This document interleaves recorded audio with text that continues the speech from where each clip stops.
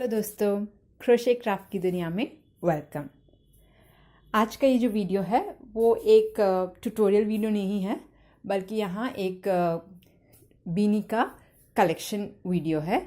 तो ये जो भी बीनी का पैटर्न्स है ये सारे के सारे फ्री पैटर्न्स है, और जिन भी डिज़ाइनर्स ने इसे डिज़ाइन किया है उनका नाम और उनका एड्रेस, वेब एड्रेस मैंने दिया है। साथ ही में अगर आप उस बीनी के लिंक में जाना चाहते हैं तो वो लिंक भी मैंने डिस्क्रिप्शन में डाला है। तो इस वीडियो में जो पहला और जो लास्ट का जो बीनी का पैटर्न है वो हमने पहले ही अपने वीडियो में किया है, तो अगर आप वो देखना चाहते हैं तो वो भी नीचे डिस्क्रिप्शन में होगा। उम्मीद है आपको ये कलेक्शन अच्छा लगेगा। अगर अच्छा लगे तो प्लीज़ नीचे डिस्क्रिप्शन में कमेंट ज़रूर कर दीजिए।